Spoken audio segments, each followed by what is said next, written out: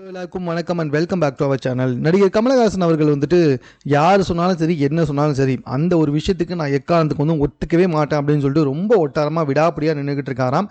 எதை பற்றி அப்படின்னு சொல்லி கேட்டிங்கன்னா வேறு எதுவும் கிடையாதுங்க, இந்தியன் 3 மூவி பற்றி தான். இன்னும் 25 நாள் கால் ஷீட் இருந்தால் போதும், அந்த படத்தை ஃபுல்லாக முடிச்சுடுவேன், ஆல்ரெடி அது முக்கால்வாசி முடிஞ்ச படம் தான் அப்படின்னு சொல்லிட்டு சங்கர் எத்தனையோ முறை வந்துட்டு கமலஹாசனை வந்துட்டு ஃபோர்ஸ் பண்ணாலும் இல்லை, அந்த படம் இதுக்கப்புறம் வரக்கூடாது அப்படின்றதுல ரொம்பவே விடாப்படியாக இருக்காராம் கமலஹாசன் அவர்கள். அது காரணம் என்னன்னு உங்களுக்கே நல்லாவே தெரியும். இந்தியன் 2 வந்துட்டு நம்ம பசங்க போட்டு பொழந்துட்டாங்க. ஸோ கன்ஃபார்மாக இன்னும் 2 வருஷத்துக்கு இந்தியன் 2 பற்றி கூட கண்டென்ட் கூட இருக்குது அப்படின்னு கூட சொல்லலாம். ஏன்னா அந்தளவுக்கு வந்துட்டு ட்ரோல் பண்ணிக்கிட்டே இருக்காங்க. அது பத்தாதுன்னு தக் லைஃப் ஒரு படம், அந்த படமும் வந்துட்டு பயங்கரமாக ட்ரோல் மெட்டீரியல் ஆகிடுச்சு.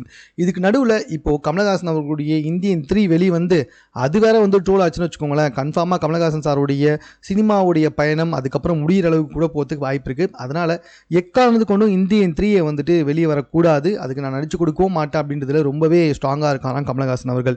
இது பத்தாதுன்னு நம்ம சங்கர் அவர்கள் என்ன பண்ணியிருக்காருன்னா, அவருடைய குருகள் மற்றும் அவருடைய அண்ணன் மூலமாக நம்ம சூப்பர் ஸ்டார் ரஜினிகாந்த் மூலமாக கூட வந்துட்டு சிபாரிசு போயிருக்காரு. பட் யார் என்ன சொன்னாலும் சாரி இல்லை, இந்தியன் 2 வேண்டாம் அப்படின்றதுல மட்டும் கமலஹாசன் வந்துட்டு ஒரே முடிவாக வந்துக்கிட்டு இருக்காராம். இதனால் என்ன பண்ணுறதுனே தெரியாமல் வந்துட்டு சங்கர் பயங்கரமான சிக்கலில் இருக்காராம். ஏன்னா அந்த படத்துடைய ஆல்ரெடி ஒரு 75% ஷூட் முடிஞ்சிடுச்சு, இன்னும் ஜஸ்ட் ஒரு 25% தான் இருக்குது. அதை கம்மி காசுக்கு எடுத்துட்டா கூட அதன் மூலமாக அதை வெளியிட்டா இந்தியன் 2 உடைய லாஸையாவது ஈடுகட்ட முடியுமே அப்படின்னு சொல்லிட்டு அவர் பார்க்குறாரு. பட் என்ன பண்ண முடியும், கமலஹாசன் சார் அந்த படம் வரவே கூடாது அப்படின்றதுல ரொம்ப விடாப்படியாக இருக்காரு. அவரை மீறி சங்கர் சாரால் என்ன தான் பண்ண முடியுங்க. ஸோ இதனால் சங்கர் சார் வந்துட்டு தலையில் துண்டு போடாத குறையாக தான் உட்காந்துக்கிட்டு இருக்காராம். ஏன்னா அவர் எடுத்த படங்களும் பாவம் அடுத்தடுத்து ஃபெயிலியர் ஆகிட்டே வந்துகிட்டு இருக்கா இல்லையா. ஸோ இது சம்மந்தமாக உங்கள் கருத்து என்ன அப்படின்றத கமெண்ட்டில் தெரியப்படுத்துங்க. மேலும் இது போன்ற செய்திகளை கூட தெரிந்து கொள்வதற்கு சென்னை சேனலை சப்ஸ்கிரைப் பண்ணுங்கள்.